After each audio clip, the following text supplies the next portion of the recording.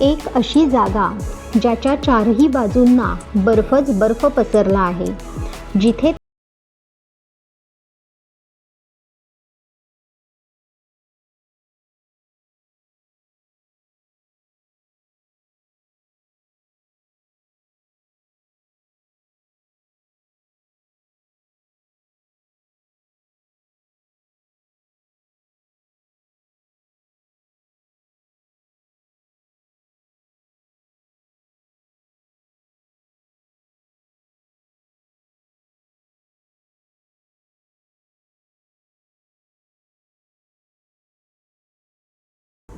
जिथे जगातले सगळ्यात मोठे आईसबर्ग म्हणजे हिमनग दिसतात, ज्याचा आकार जवळपास एका देशाएवढा मोठा असू शकतो. तर दुसरीकडे जिवंत ज्वालामुखीसुद्धा आहे, जो बर्फाच्या मधोमध आग ओकत आहे. एक अशी जागा जिथे माणसांनी राहणं जवळपास अशक्य आहे, पण लाखो पेंग्विननी आपलं जग तिथे निर्माण केलं आहे. याला पृथ्वीचे शेवटचे टोक असंही म्हणतात. ती जागा म्हणजे अंटार्क्टिका. पृथ्वीवरचा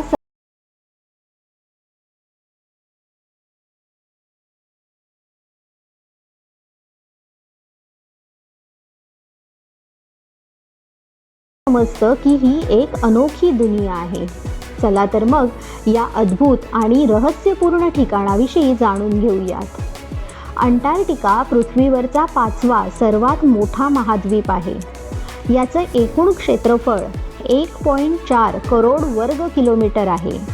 म्हणजे पूर्ण भारत आणि चीन मिळून जेवढा प्रदेश होतो त्याहीपेक्षा मोठा प्रदेश. त्याची 98% जमीन नेहमी बर्फाने झाकलेली असते. काही ठिकाणी 4 किलोमीटर इतका जाड बर्फाचा थर आहे.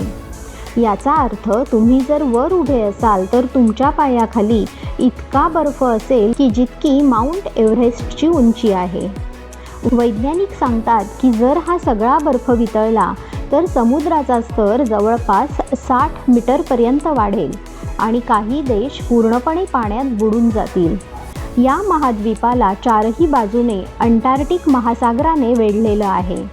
अंटार्क्टिक महासागर हा जगातील सगळ्यात थंड व खोल महासागरांपैकी एक आहे.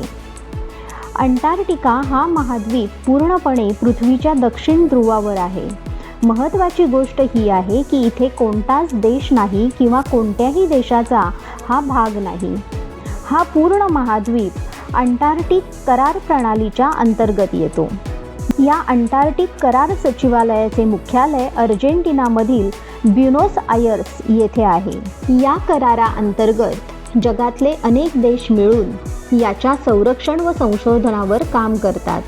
अंटार्क्टिकाचे हवामान इतके प्रतिकूल आहे की माणूस इथे जास्त काळ राहू शकत नाही.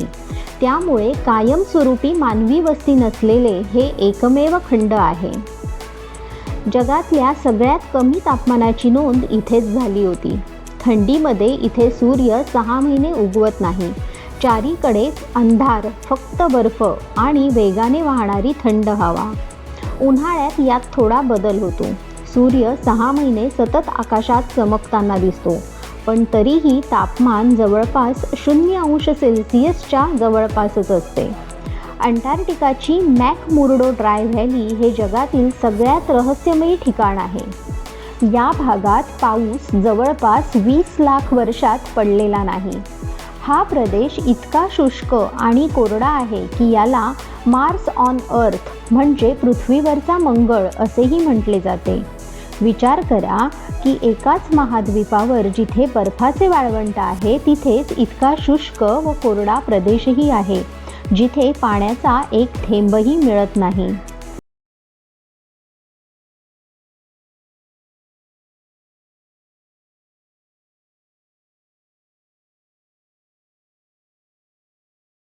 फूट उंच व 40 किलोग्रॅम वजनाचे असतात. अंटार्क्टिका पृथ्वीवरचा असा एक महाद्वीप आहे की जिथे कोणताही टाईम झोन नाही. म्हणून इथे असणारे रिसर्च सेंटर आपापल्या देशाचे टाईम झोन वापरतात. अंटार्क्टिका फक्त बर्फाचा महाद्वीप नाही, तर इथे असणारा माउंट इरेबस हा जगातला सगळ्यात दक्षिणेकडचा सक्रिय ज्वालामुखी आहे.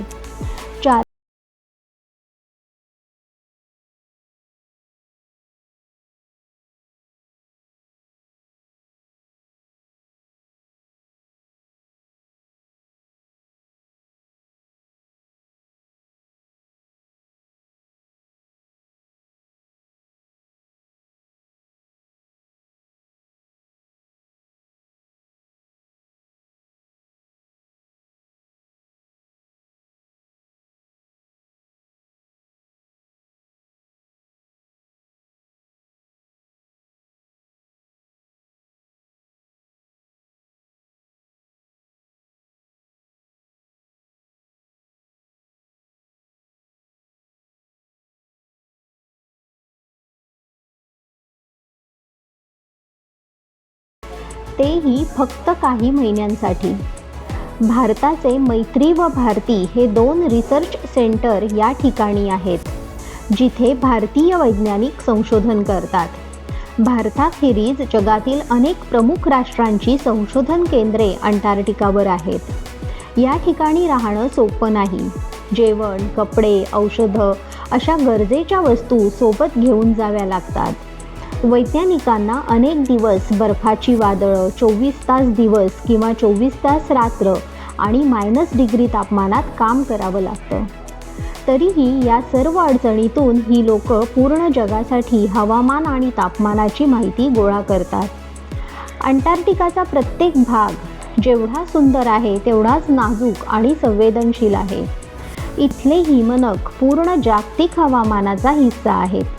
आजच्या काळात हवामान बदलामुळे अंटार्क्टिकामध्ये जोरदार बर्फाची वादळे, समुद्राच्या पहिल्यापेक्षा जास्त उंच लाटा, यामुळे पेंग्विन, सील व अन्य प्राण्यांची संख्या कमी होत आहे.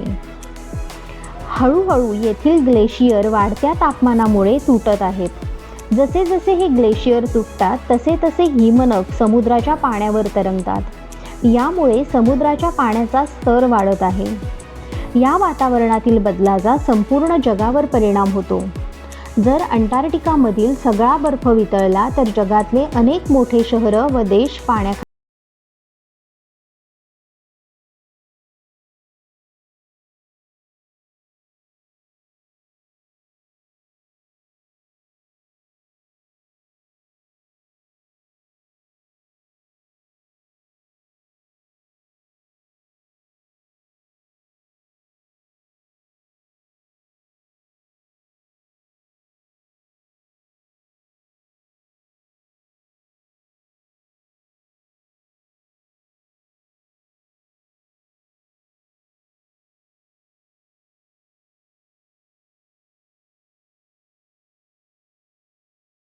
मध्ये छोटे छोटे बदल केले पाहिजेत, जसे की कचरा व प्रदूषण कमी करणे, झाडे लावणे. यामुळे या संकटापासून आपण स्वतःला व आपल्या पृथ्वीला वाचवू शकतो. Protect our planet, protect your self.